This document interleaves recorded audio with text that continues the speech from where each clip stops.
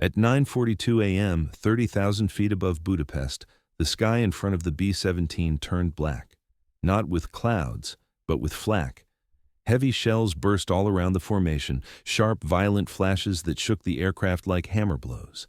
The bomber flew straight on, engine steady, crew locked in place, seconds from releasing their bombs. Then, an 88mm shell hit the nose. There was no gradual damage, no tearing, no collapse. The entire front of the aircraft vanished. The bombardier's compartment, the navigator's station, the plexiglass nose, all of it was simply gone. Where the cockpit windows had been, there was now only open sky. Freezing air rushed in at 300 miles an hour. Blood sprayed across the flight deck. The aircraft lurched violently upward as its weight disappeared. The control column was gone. The instrument panel was gone. And through the empty space where the nose had been, the pilot could see nothing but blue sky and distant bombers, flying on without him. The B-17 was still in the air, but there was nothing left to fly it with. The mission had begun hours earlier, far to the south. Before sunrise, B-17s of the 15th Air Force lifted off from dusty airfields in southern Italy, climbing slowly into the dark. Their destination lay more than 600 miles away, deep inside German-controlled Hungary. Budapest. By the summer of 1944, the city had become a critical artery of the German war machine. Rail lines converged there. Fuel moved through its refineries. Supplies bound for the Eastern Front passed through its yards every day. If those links were cut, entire armies would feel it. The price of hitting targets like this was already known.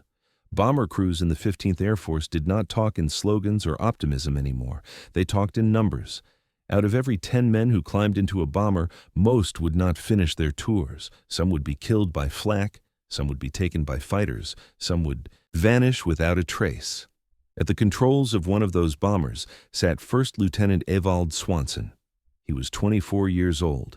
He had already flown 17 combat missions, enough to understand how thin the margin was, enough to know that every run over a defended target was a gamble against statistics that did not care how skilled you were.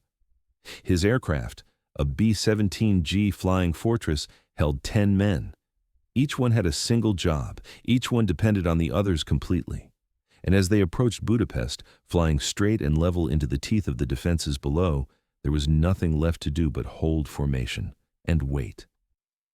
As the formation crossed the target, the flak intensified. Heavy guns ringed the rail yards below Budapest, long-barreled 88s firing in carefully calculated patterns. Black bursts appeared at the bomber's altitude, not random, but precise. The shells were timed to explode where the aircraft would be, not where they were. Inside Swanson's B-17, the aircraft shuddered as fragments tore through the tail, then the wings. Aluminum skin ripped open like paper. Shrapnel punched through the fuselage, but the bomber stayed in formation. Seconds later, the bombardier released the bombs. 2 tons of explosives dropped away toward the city below. The aircraft lurched upward as the weight fell free, and in that instant, an 88mm shell struck the nose. The explosion was immediate and absolute. Everything forward of the cockpit disappeared. The bombardier was gone. The navigator was gone. The Norden bomb sight, the plexiglass panels, the forward structure, all of it ceased to exist in a single flash. The blast wave slammed into the cockpit. Blood sprayed across the flight deck. Freezing air rushed in through the open cavity, the temperature at altitude more than 40 degrees below zero. With the nose destroyed, the aircraft's balance vanished. The sudden loss of weight caused the B-17 to pitch sharply upward, climbing toward a stall. The engines roared as the bomber fought physics it was never meant to face. Swanson looked forward and saw nothing. No nose, no instruments, no control column.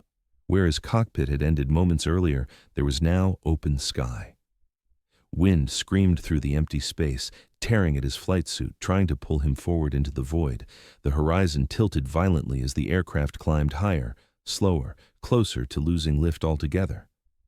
The B-17 was airborne, but the part of it that told the pilot how to fly was gone. For a moment, the aircraft was climbing straight up. With the nose gone, the center of gravity had shifted violently backward. The B-17 pitched higher and higher, its airspeed bleeding away. If it stalled now, it would fall out of the sky in an unrecoverable spin. Swanson had no gauges to tell him how close they were to that edge.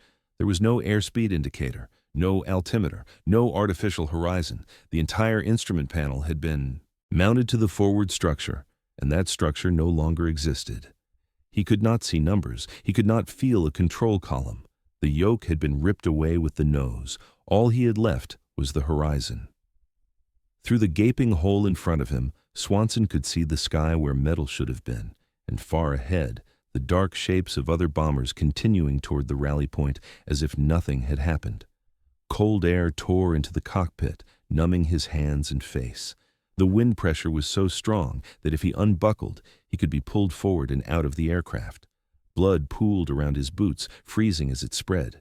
Somehow the climb slowed. The aircraft hesitated, shuddered, then began to level out. Swanson did not know how he had done it. There was nothing to push, nothing to pull, no controls responding in any way he understood. But the nose stopped rising and the wings steadied. The B-17 was still flying, not because it was being controlled, but because it had not yet decided to fall. For several long seconds, no one spoke. The wind drowned out everything, the engines, the intercom, even thought itself. The cockpit was no longer a cockpit. It was a shattered platform open to the sky, vibrating violently as the bomber pushed forward through thin air. Behind Swanson, the surviving crew began to move. They stepped carefully through the fuselage, bracing themselves against the aircraft's motion, passing jagged metal and torn wiring where clean structure had existed moments before. The radio operator, the flight engineer, waist gunners who had already seen too much. They reached the bomb bay and stopped. What they saw should not have been there.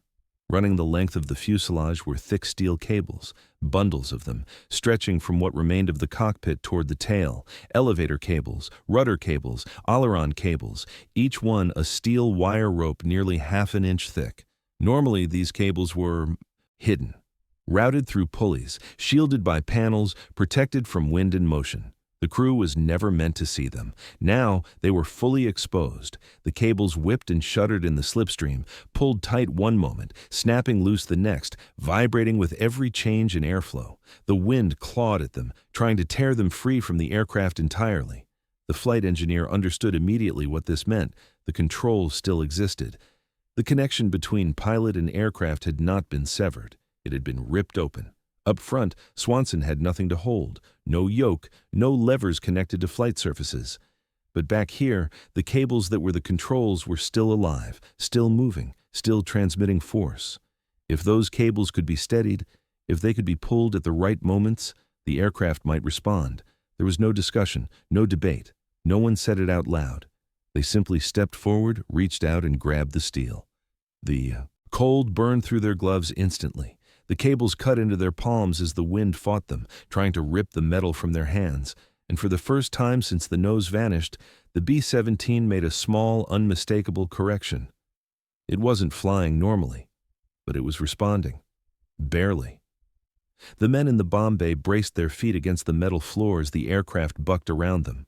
The B-17 was still moving at nearly 300 miles an hour, and the exposed cables were alive in the wind, pulling, jerking, vibrating with enormous force. Every movement of air sent shock through the steel straight into their hands. Up front, Swanson felt it before he understood it. The nose dipped slightly, just a fraction, just enough to tell him the aircraft had responded to something. He had no idea what the crew behind him was doing, but for the first time since the hit, the bomber was no longer drifting aimlessly through the sky. He pushed the throttles forward. Touch. Behind him, the cables surged. The men reacted instinctively, tightening their grip, pulling harder against the wind. The steel bit deeper into their gloves. The pressure burned into their palms, numbing their fingers almost instantly. When Swanson adjusted power on the left engines, the aircraft tried to yaw. The crew felt it through the cables and pulled in the opposite direction, guessing at what correction was needed, learning by trial and error in real time. There was no communication. The intercom had been destroyed in the blast. The wind noise was so violent that shouting was useless. The men in the bomb bay could not see what Swanson saw. Swanson could not see what they were doing. They were flying blind, Together, every correction was delayed, every movement had to be perfectly timed. Pull too hard, and the aircraft would overreact. Ease off for even a second, and the wind would take control again. The cold made it worse. At 30,000 feet exposed, steel drained heat instantly. The cables were freezing. The men's hands went numb, then painful, then numb again. Blood began seeping through torn gloves where the wire rope cut into skin, and still they held on. The B-17 staggered forward, unstable, wounded, but no longer out of control. It was not flying the way an aircraft should fly. It was being held in the air by human hands pulling steel against 300 miles an hour of wind. For the moment, it was enough, but the formation ahead was already pulling away. They did not have time to recover. The flak over Budapest had not stopped just because the bomber was damaged. Heavy guns were still firing, shells bursting in carefully measured patterns around the stragglers falling behind the formation. At 9:44 a.m., another 88mm shell found its mark. It struck engine number 2. The right inboard engine exploded in a violent flash of fire and metal. Shards of steel and aluminum tore through the wing, burning. Oil sprayed backward, streaking along the nacelle as flames wrapped around the crippled engine. For 3 seconds, the propeller windmilled wildly. Then it seized. Engine number 2 was dead. The sudden loss of power hit the aircraft immediately. The bomber yawed hard, dragging toward the dead engine, fighting asymmetrical thrust with a nose that no longer existed and controls that were being held together by muscle alone. Up front, Swanson felt the change through the airframe. The vibration shifted. The engine noise changed. The aircraft began to lose airspeed, slowly but unmistakably. Without instruments, he had no numbers to confirm it, but he could feel the bomber falling behind. Ahead of them, the formation continued on course. 60 aircraft flying together could not slow down for one. Doctrine was clear. A bomber that could not maintain formation speed became a liability and a target. Staying together meant survival. Waiting meant death. One by one, the distant shapes of the other B-17s pulled farther away, shrinking against the sky. Inside the crippled bomber, the crew tightened their grip on the cables. With one engine gone, every correction became heavier. Every pull required more force. The aircraft sagged, nose dipping, wings struggling to maintain lift as drag from the missing nose tore at the airframe. The B-17 was now flying on 3 engines, without a cockpit, without instruments, without proper controls, and without protection. By 9:46 a.m., they were alone. A single damaged bomber drifting behind the formation, losing speed, losing altitude, still over enemy territory. And now, there was no one left to help them but themselves. With the formation gone, the bomber's problems multiplied. The missing nose created enormous drag, pulling at the aircraft like a parachute that could not be cut away. 3 engines strained to keep speed, but the B-17 was slowing, settling lower with every passing second. Inside the bomb bay, the men pulling the cables began to understand the pattern. When Swanson added power on the left side, the aircraft wanted to swing right. They felt it immediately, a sudden surge of tension through the steel, and reacted by pulling the rudder cable left with everything they had. When he eased the throttles back, the nose began to drop. They hauled on the elevator cables, leaning their weight into the pull, boots slipping on the vibrating metal floor. There was no margin. Every correction lagged behind the need for it. Every movement was guesswork, based on feel rather than sight. They could not see the horizon. They could not see the wings. All they knew was how hard the cables fought back. The wind tried constantly to rip the steel from their hands. It howled through the fuselage, forcing the cables to thrash like living things. The men wrapped the wire rope around their gloves for grip, even as it crushed fingers and cut through fabric. Blood darkened the steel, freezing almost as soon as it appeared. Up front, Swanson flew by sensation alone. He watched the horizon through empty air, judging the aircraft's attitude by instinct and experience. When the wings dipped, he adjusted power. When the nose sagged, he compensated the only way he could, by throttle and prayer. This was no longer flying. It was 10 men acting as a single control system, muscles replacing hydraulics, timing replacing instruments, pain replacing feedback gauges. And for the moment, against everything that should have happened, it worked. The B-17 staggered onward, barely stable, barely controllable, held in the sky by nothing more than exposed steel cables and men who refused to let go. But the strain was growing, and the aircraft was beginning to come apart. The first sign came from the very back of the aircraft. In the tail gunner's position, Staff Sergeant Charles Tucker felt something that had nothing to do with flak or engine vibration. The movement was slower, deeper. A flex where there should have been none. The tail was moving, not just shaking, bending. The vertical stabilizer and horizontal tail surfaces were designed to take aerodynamic load, not sudden shock and missing structure. Somewhere forward, the explosion had weakened the fuselage. Stress was traveling backward through the airframe, concentrating where the metal narrowed toward the tail. With every correction, every surge of wind, the tail section twisted slightly out of alignment. Tucker could see it through the framework around him, rivet lines shifting, metal skin rippling under strain. The entire rear of the aircraft was beginning to work loose from the rest of the bomber. He crawled forward, fighting the slipstream, forcing his way toward the bomb bay. He could not shout. He could not use the intercom.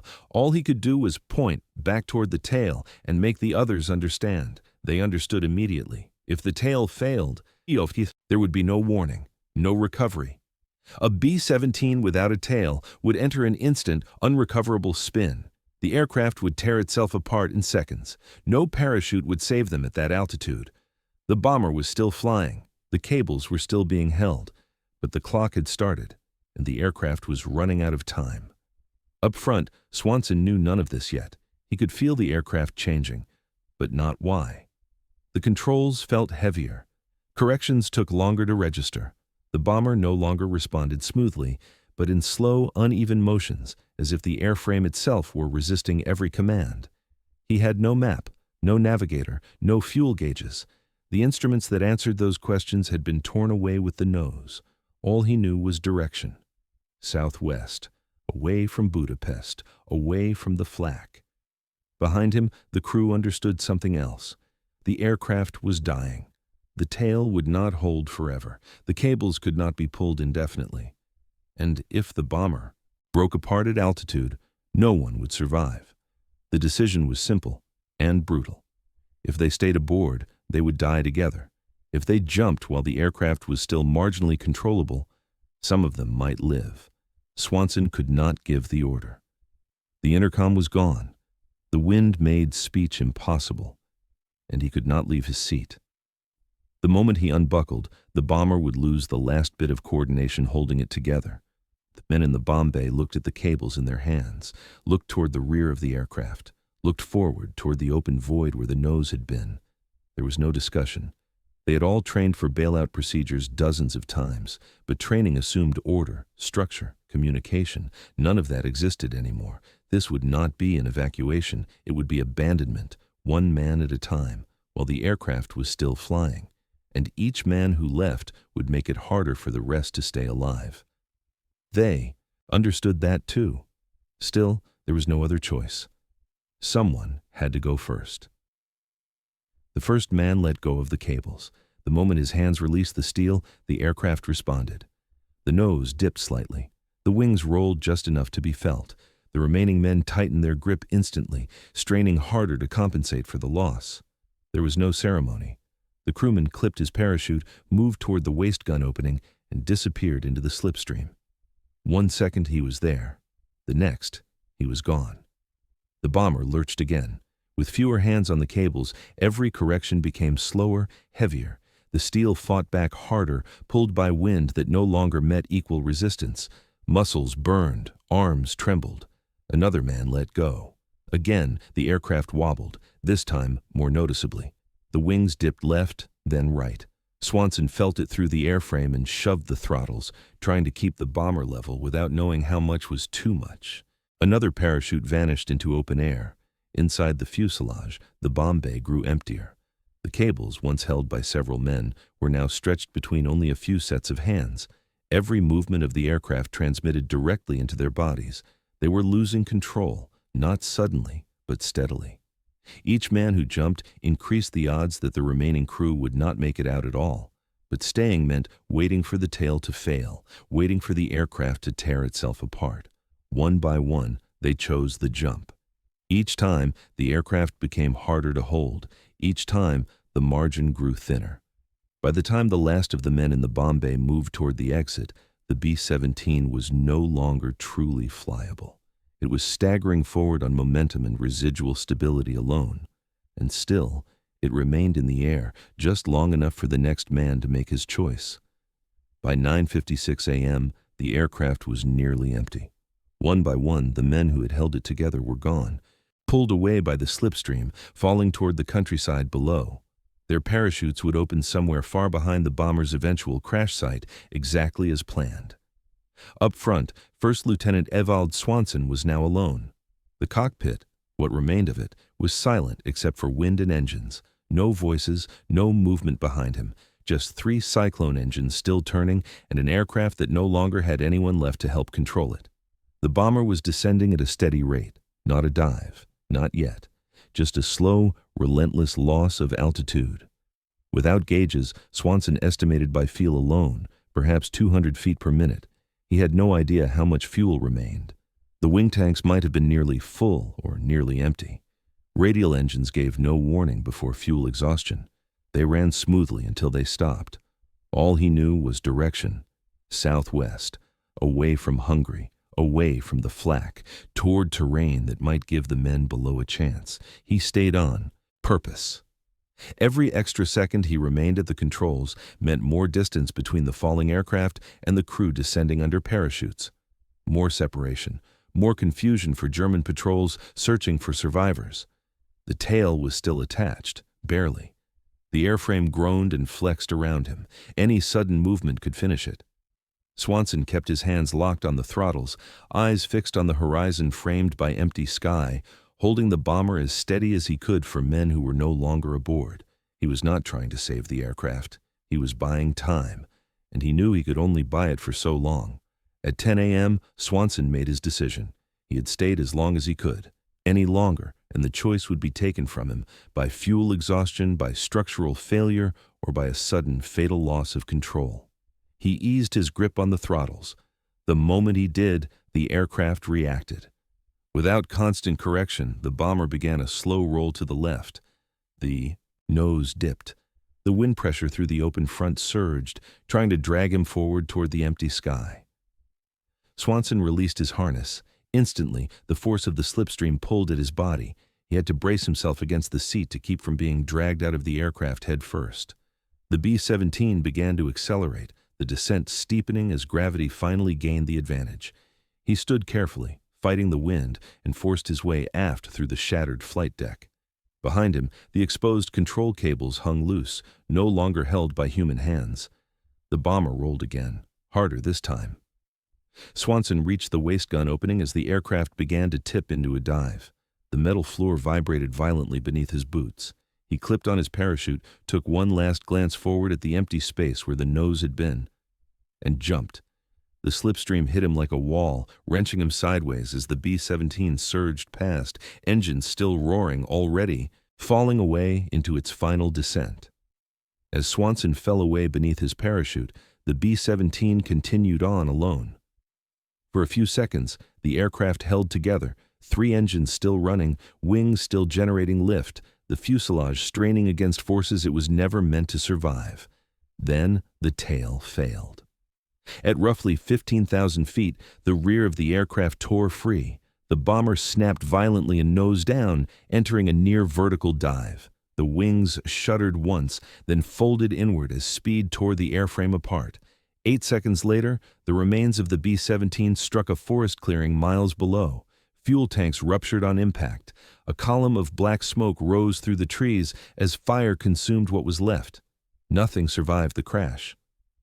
From beneath his parachute, Swanson watched the smoke climb into the sky. If he had stayed aboard even 30 seconds longer, he would have been inside it.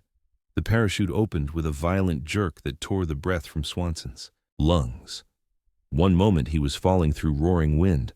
The next, there was sudden silence, broken only by the snap of canvas and the steady rush of air past the lines. Far above him, the smoke from the crash drifted upward through the clear sky. Below lay the countryside of Yugoslavia. Fields, forests, scattered farm buildings. Somewhere down there were German occupation troops. Somewhere down there were the men who had jumped before him. Swanson tried to steer toward an open field, but the parachute was never designed for precision. The wind carried him sideways, dragging him toward a stand of trees at the edge of a clearing. He hit the branches hard. Limbs snapped as his body tore through the upper canopy. The parachute caught, twisted, then stopped him abruptly. Swanson slammed into a thick branch, pain exploding through his left leg as the bone broke cleanly under the impact.